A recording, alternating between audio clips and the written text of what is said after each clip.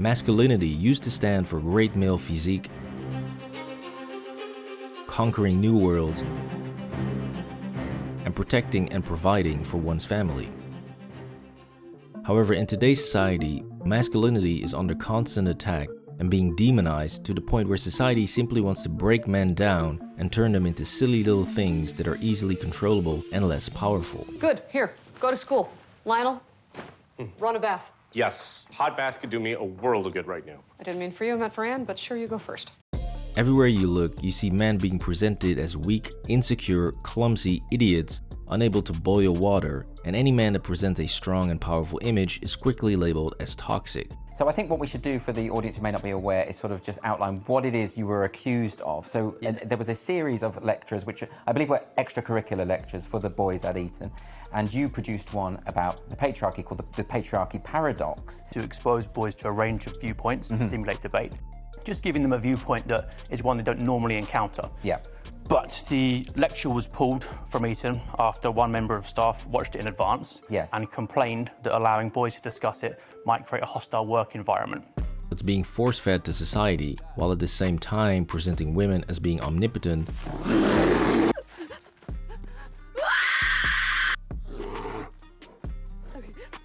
Hey, are you okay?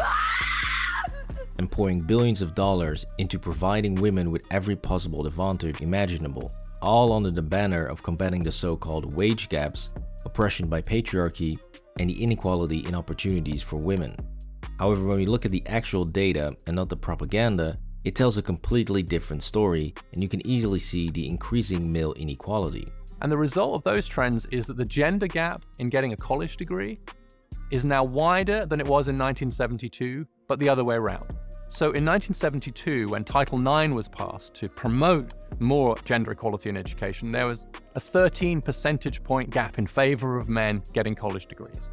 Now there's a 15 percentage point gap in favor of women getting college degrees. You never hear this form of inequality mentioned on the news, in TV series or magazines. No, all you hear is how we need more girls to thrive in STEM fields and we need more women in CEO positions.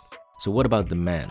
What are we going to do about the fact that more and more men are struggling in education and that the resources to combat this are only being used to help women, which is having a disastrous effect, not just on the lives of those specific men, but also on the lives of their sons? And so then what happens is that male disadvantage can become intergenerational, because if the fathers are struggling and therefore not really involved in their kids' lives, then the boys are the ones who suffer most, who will then go on to struggle themselves in education and the labor market.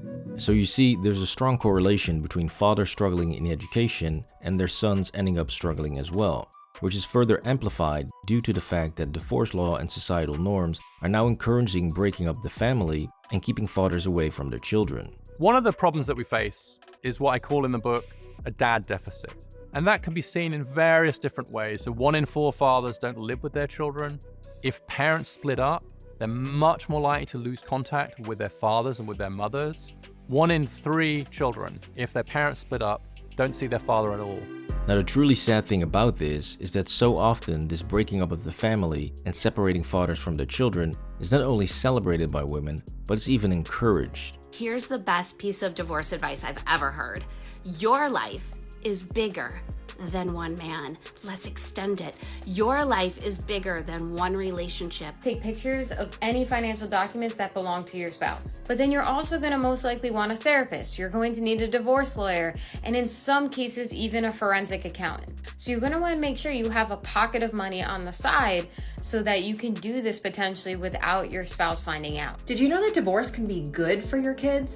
And so when you put all of this together, you start to see this very systematic way in which society is hamstringing men as early as elementary school and also later on in life by trying to desperately keep them away from their children. We are constantly fed this stream of nonsense that being a man is easy and that men have all the money and all the privileges in the world. Money is power. The guys have more of it than we do. We will not be fully equal with the guys until we're financially equal with them.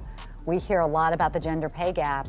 We've heard much less about the gender investing gap. You know how we're in the patriarchy, and maybe if you don't know, we're in the patriarchy, and it's basically a world that was built for men, by men, and it makes it very easy for men to get what they want because they just effortlessly do this in the first place.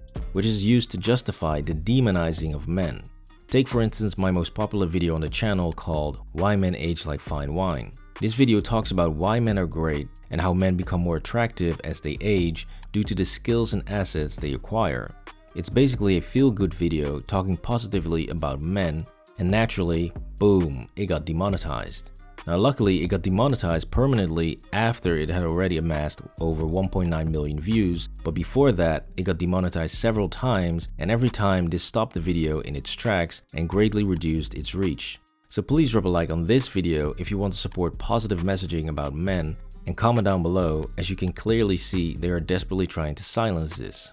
Let me just show you what's going on behind the scenes and how massive the effects of demonetization are on a video's reach, thereby silencing the message.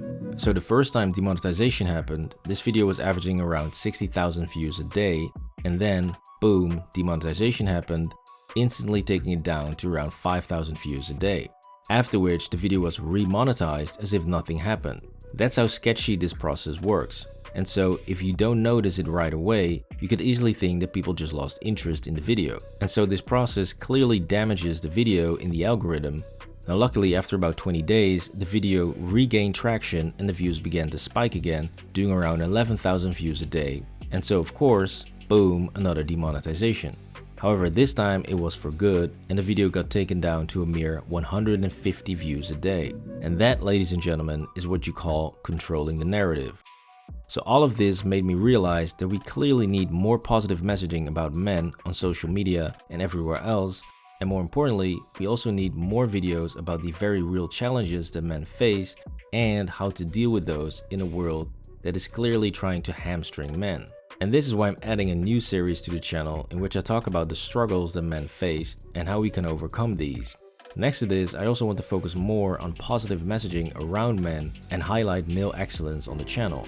Up until this point, the channel is mainly focused on pointing out the hypocrisies and inconsistencies in society today, but from now on I want to start adding more content that also offers solutions to the various problems that we face. Now what's even worse is not the fact that these problems exist, but it's the fact that you're not even allowed to mention this or talk about men's issues.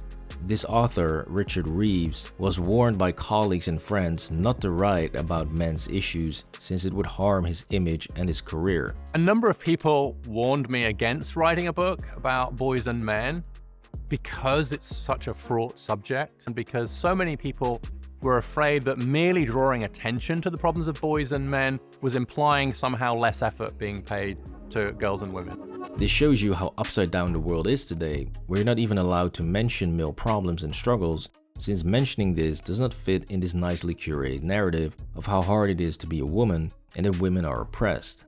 All of this touches on a very specific point that's also mentioned by Reeves, which is that the overall messaging in an environment matters a lot, especially when it becomes so one-sided as we're seeing in schools today, where we are heading into an all-female environment. The teaching profession has become steadily more female over time. Only 24% of K-12 teachers now are male.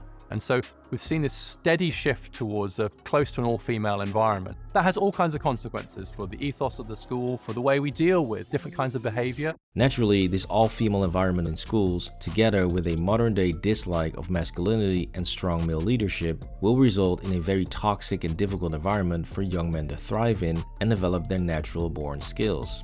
This was the truth about male inequality. Please drop a like on the video and subscribe to the channel for more videos.